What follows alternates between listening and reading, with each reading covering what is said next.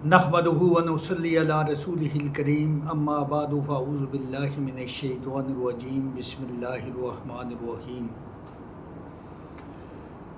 اللہم صلی علی محمد وعلی آل محمد کما صلیت علی ابراہیم وعلی آل ابراہیم انک حمید مجید اللہم بارک علی محمد وعلی آل محمد کما بارکت علی ابراہیم وعلی آل ابراہیم انک حمید مجید۔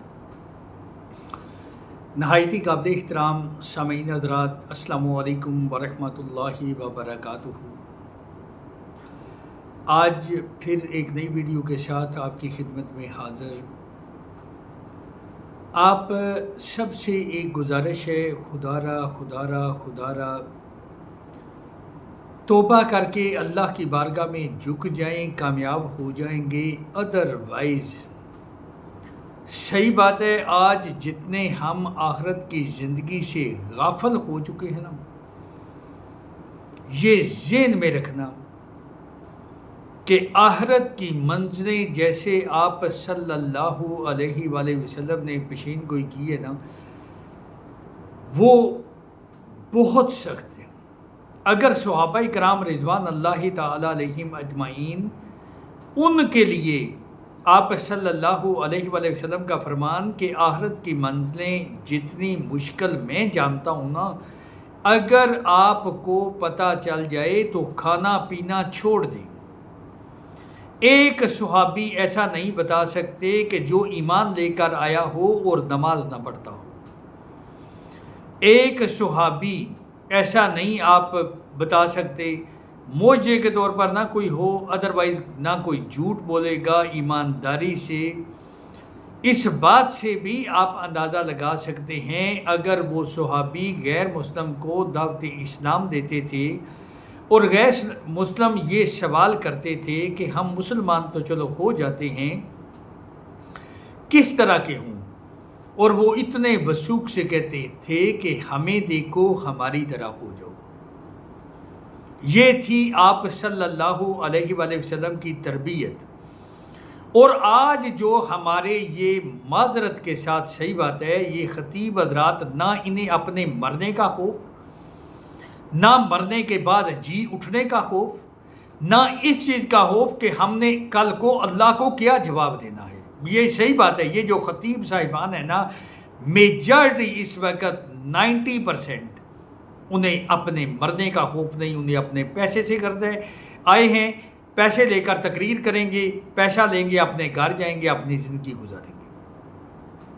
اور جو آدمی دین کی بات پیسے کے لیے سنائی، اسے ہمیں دین بتانا ہے یا انہوں نے ہمیں خوش کرنے آنا ہے؟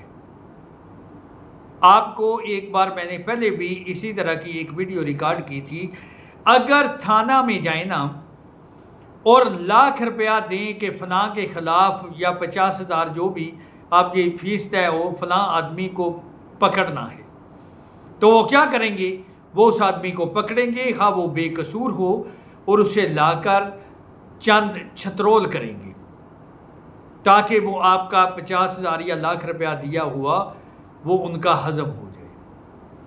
سیم اسی طرح کہ جو بندہ پیسے لینے کے لیے آئے گا، ہاں آپ ویل دیں، اس کے پیسے لینے کے لیے آئے گا، یا آپ خود پہلے موقع مکا کر کے آ جائیں، اس نے آ کر ہمیں خوش کرنا ہے۔ اسی تھانے دار کی طرح، میں معافی چاہتا ہوں، میں کسی تھانے دار کے بھی خلاف نہیں، لیکن جو ہمارا کلچر چل رہا ہے میں اس کی بات کر رہا ہوں، کیونکہ اس کے وہ پیسے ہضم تب ہوں گے جب وہ اسے چھترول کرے گا، مولوی کے پیسے تب ہضم ہوں گے جب وہ آپ کو خوش کرے گا۔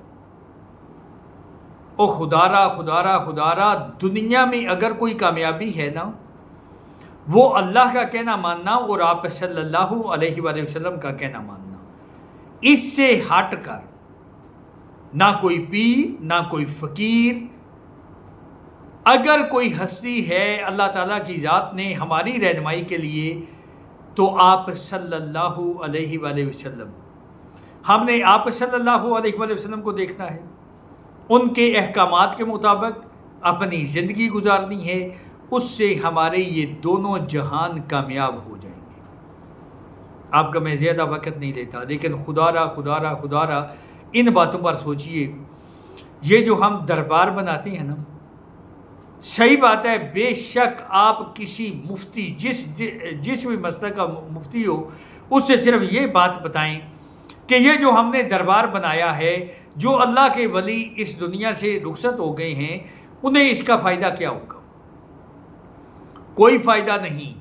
اور جو دربار پر پیسے لگا رہا ہے نا، اللہ کے ہاں مجرم ضرور ہے۔ جو لگوا رہے ہیں وہ بھی مجرم، جو لگا رہا ہے وہ بھی مجرم، جو بنا رہا ہے وہ بھی مجرم۔ یہ بات آپ میری یاد رکھیں۔ ہاں یہ ضرور ہے، اگر آپ نے کوئی ایسا دربار بنانے کا ہی کام ہے، ان اللہ کے ولیوں کے ایصال ثواب کے لیے کسی غریب آدمی کا مکان بنائیں۔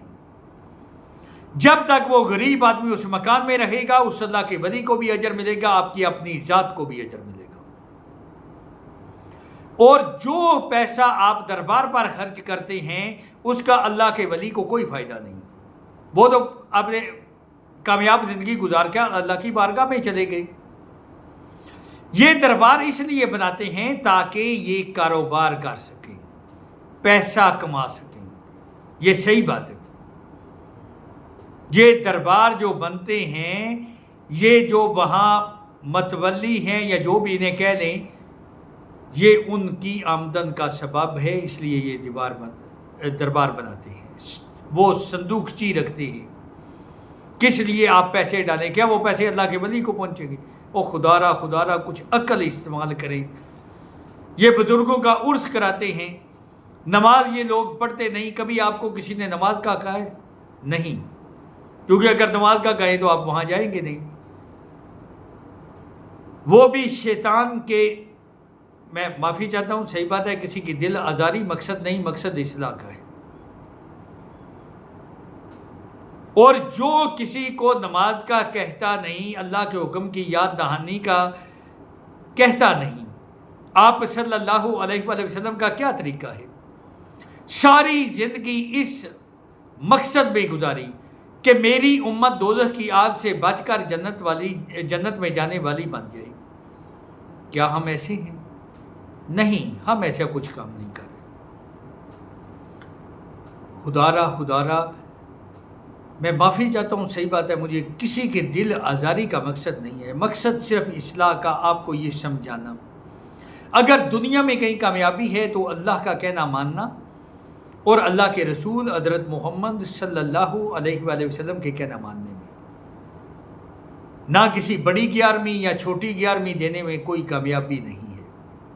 ہاں یہ ضرور ہے کہ ان کا آپ پیٹ بھریں گے، تو اور کیا یہ غریب ہیں جن کا پیٹ بھر رہے ہیں؟ وہ خدا را کسی غریب آدمی کو دیں، آپ کو کچھ اجر بھی ملے۔ کسی کا بل اتنے زیادہ آ رہے ہیں، کسی کا بل پے کر دیں جس کا آپ کو فائدہ ہو۔ اللہ تعالیٰ کی ذات ہم سب کو سمجھنے اور سمجھ کر عمل کرنے کی توفیق عطا فرمائے، آمین۔